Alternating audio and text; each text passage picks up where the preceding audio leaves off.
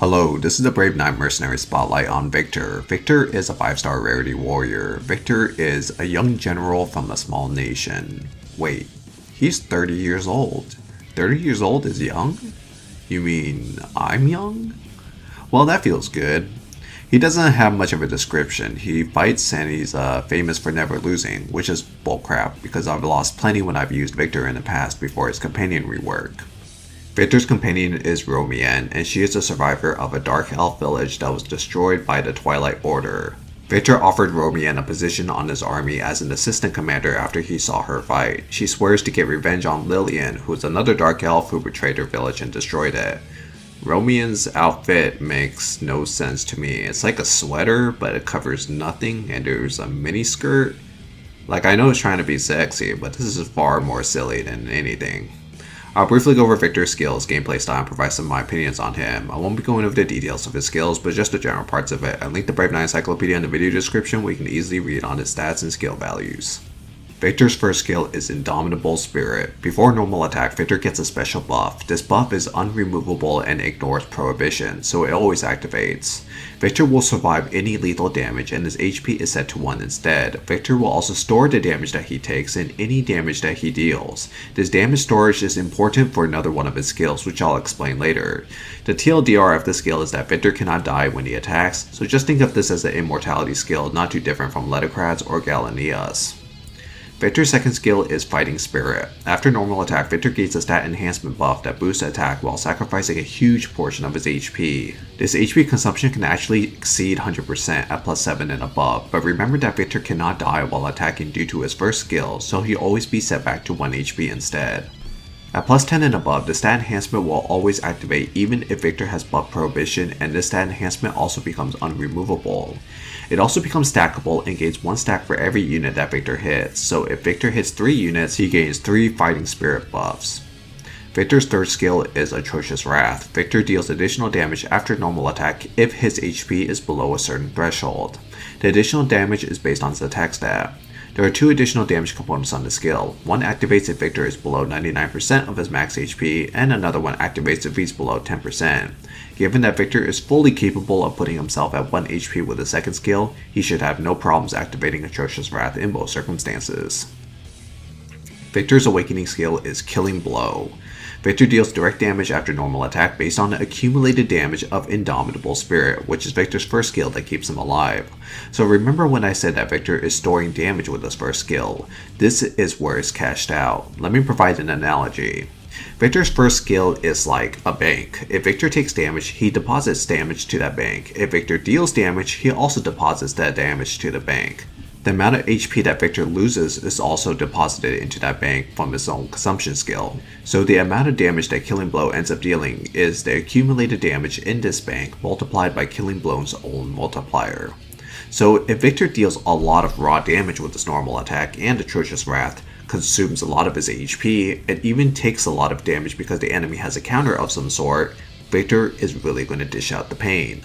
Subsequently, however, if Victor takes very little damage because he has a Delta Hidden buff or a Vanaka protecting him, and he consumes very little HP because his base HP is low, and he ends up dealing very little raw damage because the enemy he hit has a guard or something, the amount of direct damage that Killing Blow deals will be incredibly low. Hopefully that makes enough sense.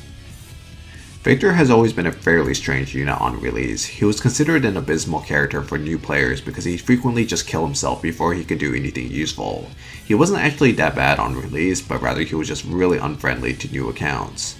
Victor's companion update gives him a lot of interesting mechanics while keeping most of his design intact. Basically, Victor will still attempt to kill himself, but now you want him to. Wait, that sounds really messed up when phrased like that.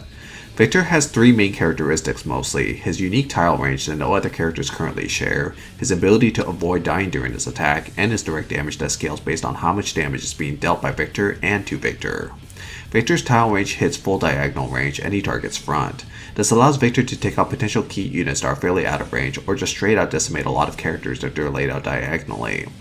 Victor's unique ability to keep himself alive at 1 HP is also really nice and gives him some degree of consistency. Most importantly, however, Victor's direct damage is his most valuable trait. In the current metagame, Victor is likely to be ran in either a Vanaka or Delta Hidne composition, and both units do a very good job in protecting Victor, so it's hard for Victor to actually take a lot of damage from enemy counters. Subsequently, because enemy units are also quite well protected themselves due to the abundance of guard or damage mitigations, Victor is prone to doing very little damage with his non-direct damage. Lastly, Victor's base HP is very low, so the amount of HP that you get by HP consumption alone on the second skill is not that much. This means that Victor's damage tends to be very inconsistent, and it's very possible to find yourself in situations where he just has issues killing things. Now, the one variable that you can't control very well is his HP. That's why Victor with HP runes is actually not a bad idea. Victor's base HP is not impressive by any means, but let's say you just get him up to 5000 HP. Victor deals at least 5,500 damage to himself with his second skill, and let's ignore the other two damage sources for now. With the 175% damage modifier from his killing blow, you will do a minimum of 9,625 worth of direct damage, which is enough to eliminate a good portion of Delsey Hidne protected warriors.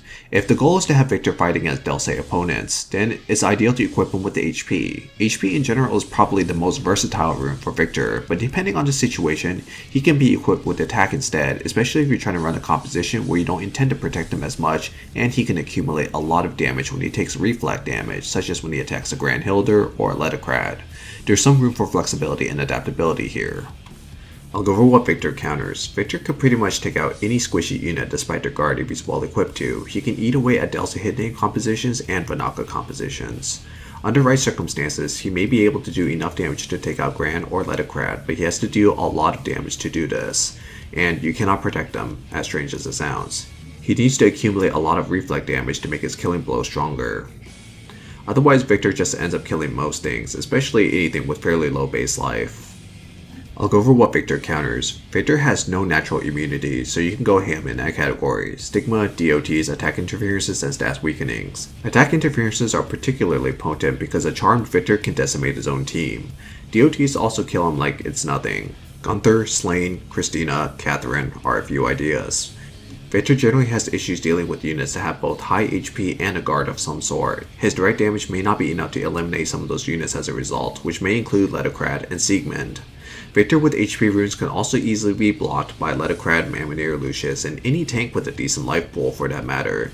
Heck, I've seen Banshina tank him as well. The interaction between Victor and Jin is very interesting. Jin does well against Victor because Jin can reflect additional damage, but Victor's direct damage has an exception where it's explicitly stated that it does not trigger reflection damage, which Jin's reflect might fall under.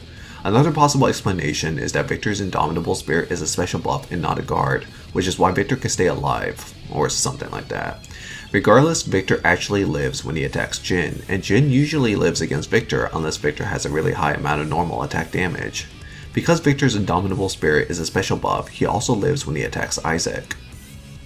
So some synergies with Victor. Victor is unique in that he has both synergies and anti-synergies with many powerful supports. Delta Hidne provides Victor with powerful buffs and defensive qualities, but Victor ends up taking so little damage that he can't deal as much damage with Killing Blow because of it. Regardless, Delta is still a very good unit for Victor.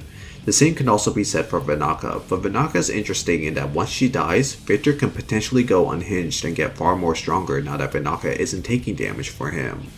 Victor also has no innate immunity, so providing him with some form of debuff immunity would be nice. Delta is one, but Veronia or Sola could work as well. Victor has anti-synergy with Stella, as her lifesteal forces him to recover life and potentially miss out on his Atrocious Wrath additional damage. Fortunately for you, Stella sucks, so you probably won't ever use her. Okay, so for my opinion, Victor is strangely complicated at first glance, but hopefully the concept of him depositing damage into a bank makes sense, because otherwise Victor can just be seen as a beat stick, and a pretty damn good one at that. Victor's combination of his tile range and this variety of additional damage is kind of crazy. Victor can hit 2 units and almost reach max capacity of its attack buffs. He also fits onto Vanaka and Delsey compositions quite well. Hell, he even fits onto solo compositions as well. Victor is really versatile and is likely to see some pretty frequent use in regular arena, world arena, and guild war. He is even useful in a variety of PvE stages just by direct damage alone. So the question begs, should you build Victor? And my answer is yes for the most part.